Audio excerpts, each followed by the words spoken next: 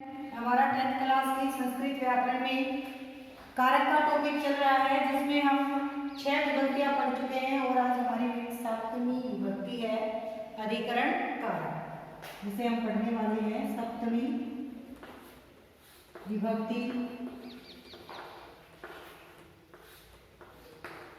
7वीं विभक्ति अधिकरण कारक। अधिकरण कारक और 7वीं विभक्ति कहाँ होती है? जहाँ पे हमारे अधिकरण कारक होता है वहां पे 7वीं विभक्ति का प्रयोग किया जाता है। इसमें जो हमारा पहला सूत्र है वो है आधारो अधिकरणम। आधारो अधिकरणम, आधारो अधिकरणम। ये आपको चाहे कितना वर्ग सिर्फ समझाने के लिए बता रही हूँ। आधारो अधिकरणम यानी आधार में अधिकरण होता है। ये क्या कहता है? क्रिया के घटित होने के स्थान या समय को आधार कहते हैं और उस आधार की अधिकरण संज्ञा होती है। किसे कहते हैं? क्रिया के समय या स्थान, यानी क्रिया में जो समय या स्थान लगता है उसे क्या कहते हैं? क्रिया का आधार कहते हैं। क्या कहते हैं? क्रिया का आधार कहते हैं। और इस आधार में ही क्या होती है? 7वीं विभक्ति होती है। इस आधार में ही क्या होती है? 7वीं विभक्ति होती है। और आधार किसे कहते हैं? क्रिया में जो समय लगता है उसको या उसके स्थान को, यानी जहां पर क्रिया हो रही है उसे क्या कहेंगे? आधार कहेंगे। ठीक है। दूसरा हमारा इसमें सूत्र आता है फिर सप्तम्ये अधिकरणे च। क्या आता है? सप्तम्ये अधिकरणे च।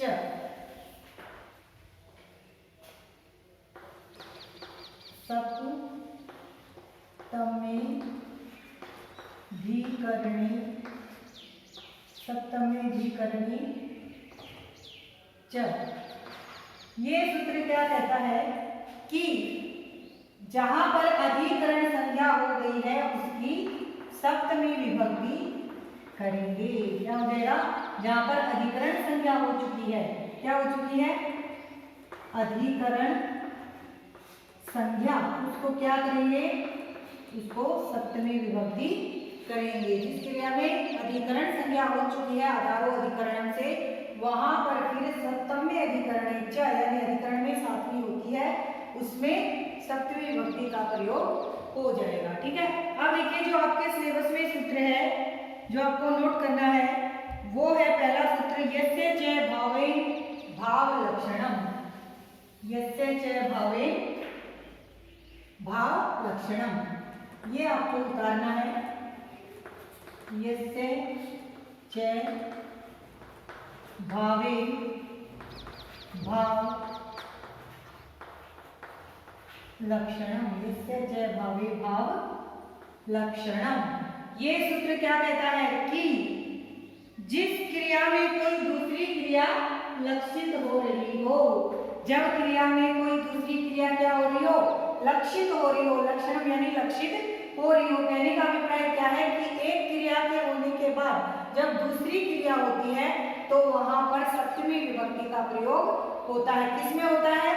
पहली क्रिया में और उस क्रिया के कर्ता में, यानी जो पहली क्रिया है, पहले जो क्रिया होगी उसमें और उस क्रिया का जो कर्ता है उसमें क्या होगी? 7वीं विभक्ति का प्रयोग हो जाएगा। ठीक है। इसको हम लिख लेंगे। क्या लिखेंगे? बात समझ में आ गई कि जिसमें भी हमारा क्या होगा? कर्ता और क्रिया, एक क्रिया के बाद दूसरी क्रिया होगी, वहां पर हमारा 7वीं विभक्ति हो जाएगी। इसको लिख लीजिए जैसे, अर्थात आपको समझने में आसानी रहेगी, याद करने में आसानी रहेगी। क्या लिखेंगे? अर्थात जब किसी वाक्य में, अर्थात जब किसी वाक्य में एक क्रिया के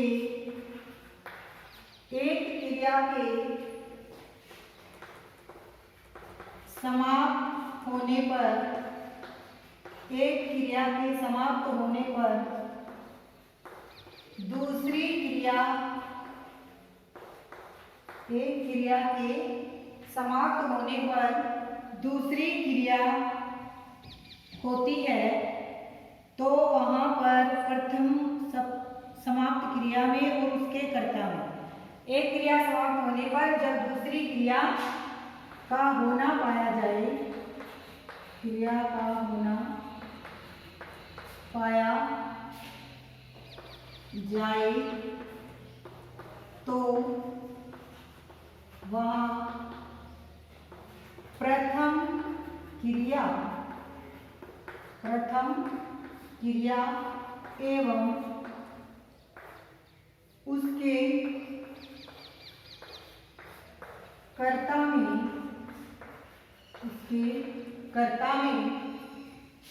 सप्तमी विभक्ति का प्रयोग किया जाता है। उसके कर्ता में सप्तमी विभक्ति का प्रयोग किया जाता है। ठीक है, जैसे जय भावे भाव लक्षणम, जब एक क्रिया के समाप्त होने पर दूसरी क्रिया होती है तो वहां पर प्रथम क्रिया में और उसके कर्ता में सप्तमी विभक्ति का प्रयोग होता है। जैसे सूर्य के उदित होने पर कमल खिलते हैं, इसको हम साफ कर देते हैं।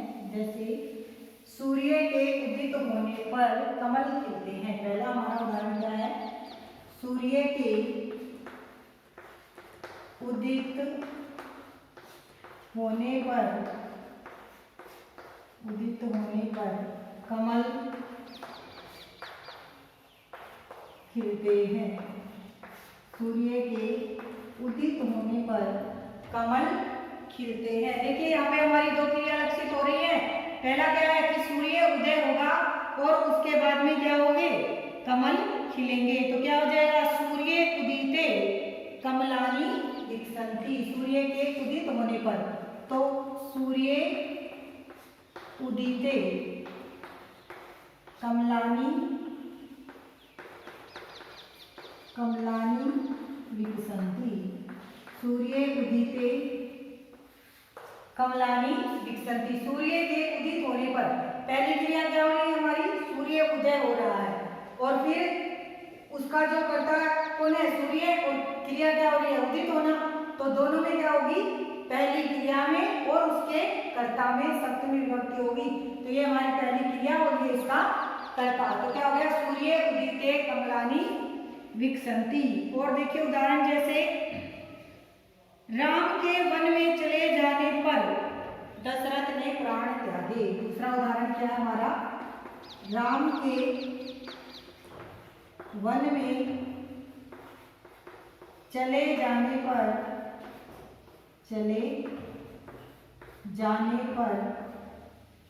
दशरथ ने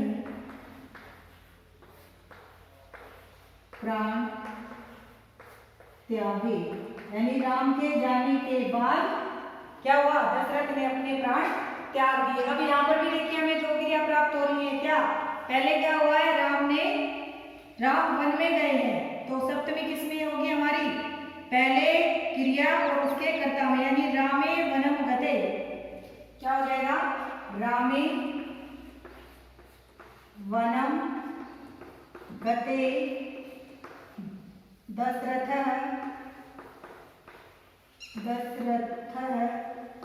प्राणान त्यजत।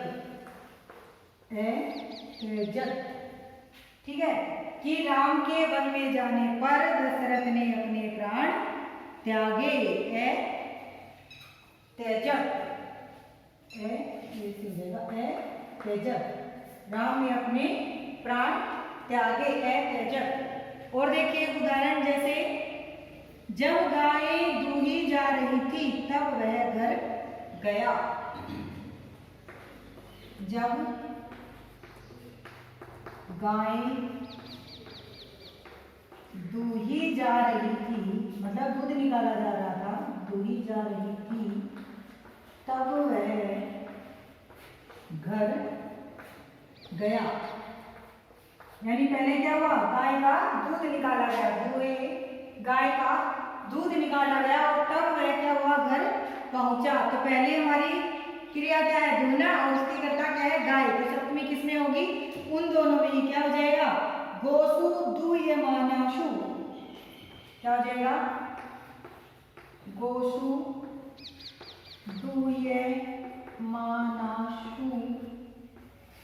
दूयमानाशु से गृहम गतः। गोसु दूयमानाशु से गृहम गतः। गाय के दूध जाने के बाद वह घर गया। ठीक है, ये शायद आपको समझ में आ गया होगा कि किस प्रकार से एक क्रिया समाप्त होने के बाद दूसरी क्रिया होती है। ठीक है, अब हमारा जो अगला सूत्र है वो है यतश्च निर्धारणम। यस्य च भाव लक्षण समझ में आ गया ना कि एक क्रिया होने के बाद दूसरी क्रिया होगी, तो प्रथम समाप्त क्रिया में और उसके कर्ता में क्या करेंगे, सप्तमी विभक्ति कर देंगे। अब हमारा अगला जो सूत्र है वो है यतश्च निर्धारणम। अगला हमारा सूत्र है यतश्च निर्धारणम। यतश्च निर्धारणम यानी जिससे निर्धारण होता है, जिससे निर्धारण होता है। तो क्या कहता है ये, यदि जाति गुण क्रिया एवं संज्ञा के द्वारा, क्या लिखेंगे, यदि जाति गुण क्रिया या संज्ञा के द्वारा किसी समुदाय विशेष से, किस आधार पर, जाति गुण क्रिया एवं संज्ञा के द्वारा किसी समुदाय से एक भाग को अलग किया जाता है, द्वारा किसी समुदाय से एक भाग को अलग किया जाता है। अगर किसी एक भाग को क्या किया जाता है, अलग किया जाता है, तो एक भाग को अलग किया जाता है तो वहां उस समुदायवाचक शब्द में षष्ठी या सप्तमी विभक्ति प्रयुक्त होती है। तो वहां समुदायवाचक शब्द में हम षष्ठी भी प्रयोग कर सकते हैं और सप्तमी भी। षष्ठी या सप्तमी लिख लेते हैं, षष्ठी या सप्तमी विभक्ति का प्रयोग किया जाता है। षष्ठी या सप्तमी विभक्ति का प्रयोग किया जाता है।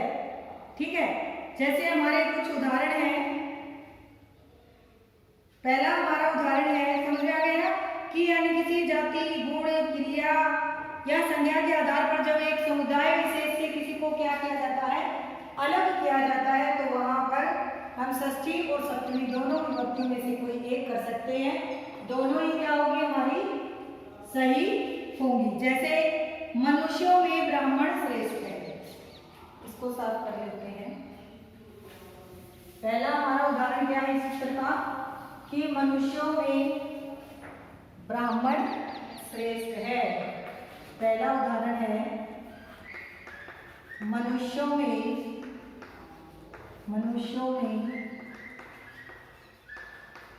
ब्राह्मण श्रेष्ठ है। मनुष्यों में ब्राह्मण श्रेष्ठ है। क्या कहता है ये? मनुष्यों में ब्राह्मण श्रेष्ठ है, यानी सभी मनुष्य जाति से क्या कर रहा है? किसी एक को अलग कर रहा है। किसी एक को अलग कर रहा है ना, तो क्या होगा? इसमें सप्तमी करेंगे या फिर षष्ठी करेंगे, तो क्या हो जाएगा? नृणाम नृषु द्विजः श्रेष्ठः।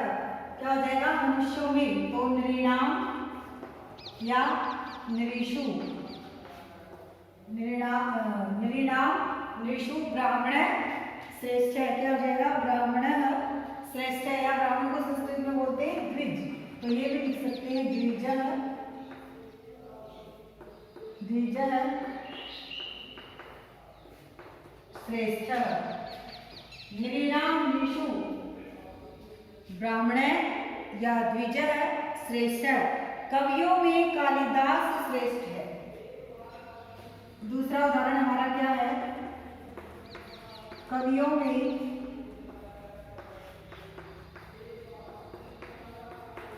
कालिदास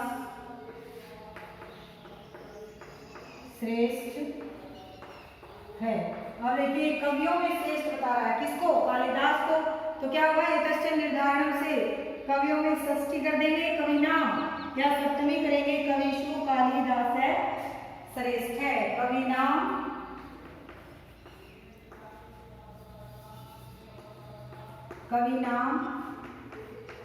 कविषु, कवि नाम या कविषु कालिदासः श्रेष्ठः।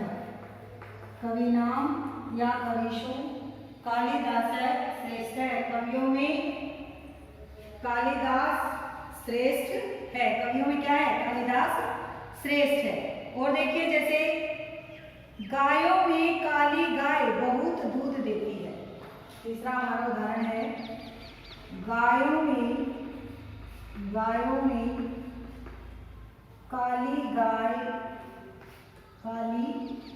गाय अधिक दूध क्या करती है?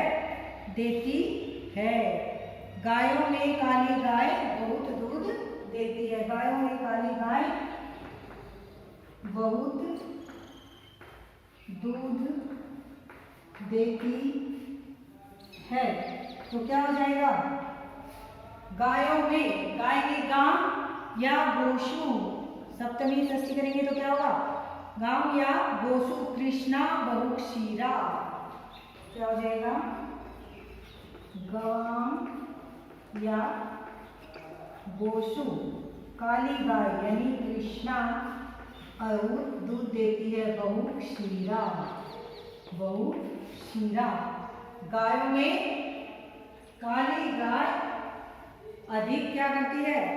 दूध देती है, अधिक दूध देती है। और देखिए जैसे छात्रों में राम सबसे चतुर है। और देख लीजिए उदाहरण, जैसे छात्रों में, चौथा हमारा उदाहरण है छात्रों में राम बहुत चतुर है। छात्रों में राम क्या है? बहुत चतुर है। तो क्या हो जाएगा? छात्राणाम या छात्रेषु, छात्राणाम या छात्रेषु रामः चतुरः, रामः चतुरः। छात्राणाम या छात्रेषु रामः चतुरः। तो ये आपको समझ में आ गया होगा यतश्च निर्धारणम, कि किसी जाति, गुण, संज्ञा, क्रिया के आधार पर यदि किसी समुदाय को, किसी को अलग किया जाता है समुदाय से, तो वहां पे क्या होगी? षष्ठी विभक्ति या सप्तमी विभक्ति हम कर सकते हैं। ठीक है। हमारा अगला सूत्र है साधु असाधु प्रयोगे च। अगला सूत्र हमारा है क्या है? साधु असाधु प्रयोगे च। तीसरा जो सूत्र है वो है साधु साध्व साधु, पहला क्या है हमारा सूत्र, साध्व साधु प्रयोगे च, साध्व साधु प्रयोगे च, कि सज्जन अथवा असज्जन, सज्जन अथवा असज्जन शब्दों के प्रयोग में जिसके प्रति सज्जनता या दुर्जनता प्रकट की जाती है उस शब्द में सप्तमी विभक्ति होती है। क्या लिखेंगे, अर्थात साधु या असाधु, साधु या असाधु, दो चीजें इसमें, साधु असाधु, साधु और असाधु। तो क्या कहता है कि साधु और असाधु शब्दों के प्रयोग में, साधु या असाधु शब्दों के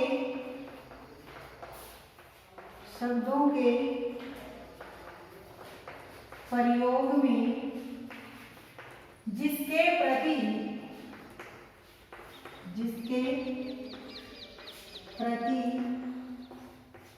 सज्जनता या दुर्जनता या असज्जनता प्रकट की जाती है, प्रकट की जाती है उस शब्द में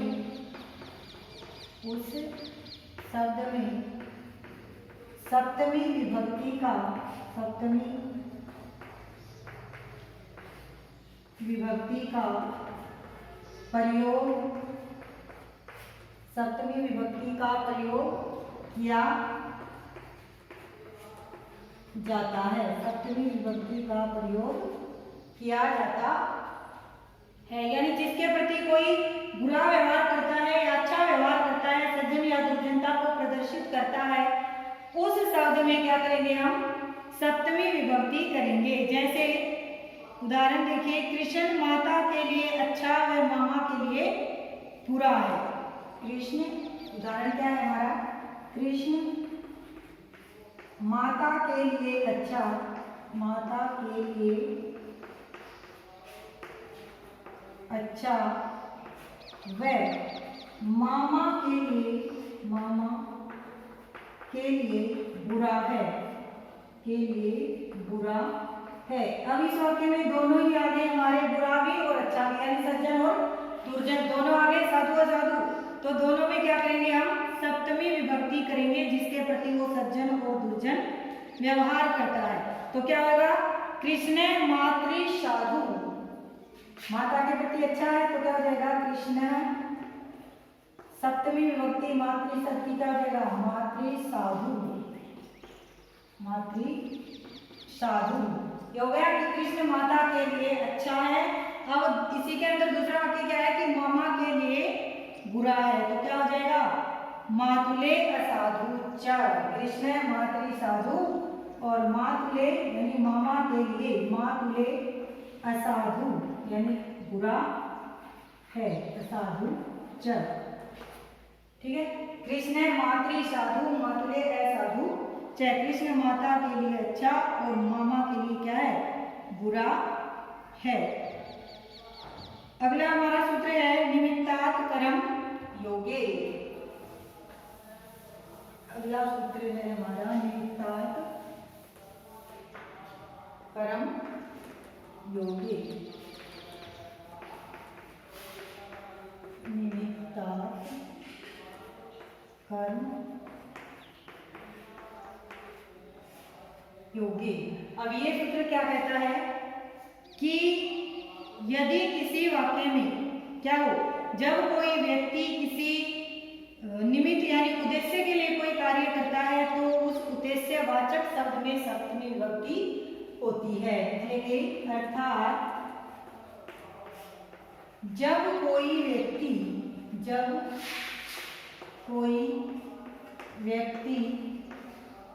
किसी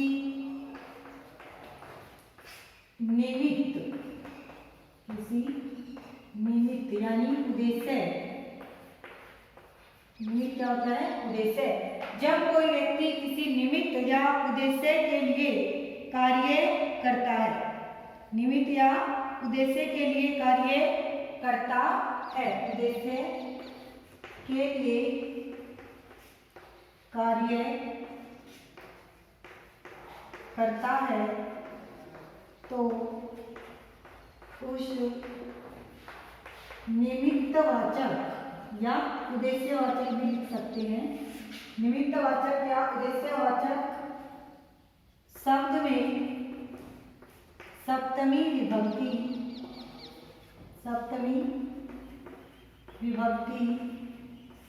का प्रयोग किया जाता है। ठीक है, यानी जिस उद्देश्य से कोई व्यक्ति कार्य करता है ना, तो उस उद्देश्यवाचक शब्द में क्या करेंगे हम? सप्तमी विभक्ति करेंगे। जैसे वह चमड़ी के लिए, बालों के लिए चमड़ी को मारता है, या फिर केसों के लिए चमड़ी मृग को मारता है। उदाहरण क्या है हमारा? केसों के लिए चमड़ी मृग को मारता है, केसों के लिए चमड़ी मृग को मारता है। तो क्या आ जाएगा? किसके लिए मार रहा है वो चमड़ी मृग को? केसों के लिए। तो सप्तमी किसमें करेंगे? केसों में, यानी बालों में। तो क्या हो जाएगा? केसेषु। क्या होगा? केसेषु चमड़ी हंती, केसेषु चमड़ी हंती, केसों के लिए चमड़ी मृग को हंती यानी मारता है। वह केसों के लिए चमड़ी मृग को मारता है। ठीक है, अगला सूत्र है षष्ठी च अनादरे। अगला हमारा सूत्र है षष्ठी च अनादरे।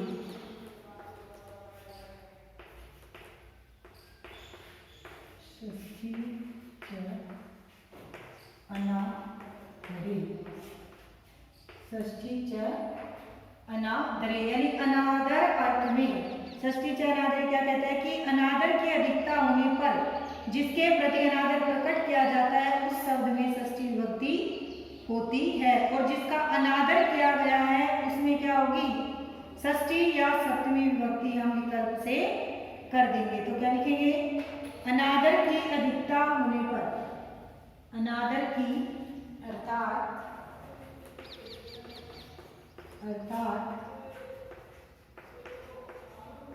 अनादर की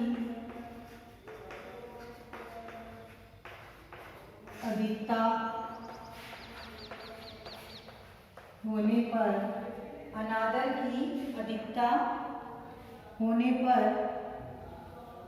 जिसके प्रति अनादर प्रकट किया जाता है, जिसके प्रति अनादर प्रकट किया जाता है, जिसके प्रति अनादर प्रकट किया जाता है और जिसका अनादर किया जाता है। ठीक है, अनादर प्रकट किया जाता है, इसमें पहले लिखने अनादर प्रकट किया जाता है उस शब्द में षष्ठी विभक्ति का, उस शब्द में षष्ठी विभक्ति का प्रयोग किया जाता है, उस शब्द में षष्ठी विभक्ति का प्रयोग किया जाता है और जिसका अनादर किया गया है, जिसका अनादर किया गया है और जिसका अनादर किया गया है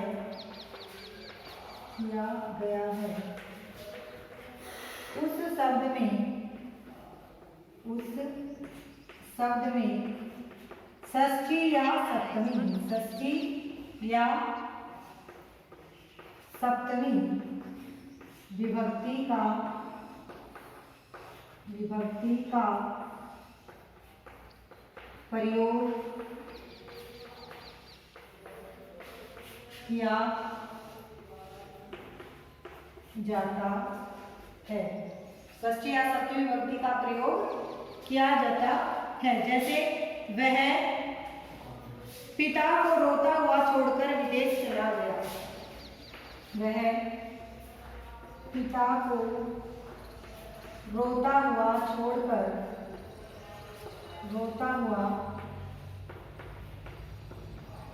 छोड़कर विदेश चला गया। और देखिए अनादर किसका किया उसने, पिता का किया कि पिता को रोता हुआ छोड़कर क्या हो गया, वो विदेश चला गया। तो षष्ठी सप्तमी किसमें करेंगे, पिता में और उसकी क्रिया में। क्या हो जाएगा, स पितु रुदतः विदेश गतः। स पिता की होगी षष्ठी क्योंकि पिता का नाम किया है ना। स पितु रुदतः और क्रिया क्या है इसकी, रुदतः विदेशम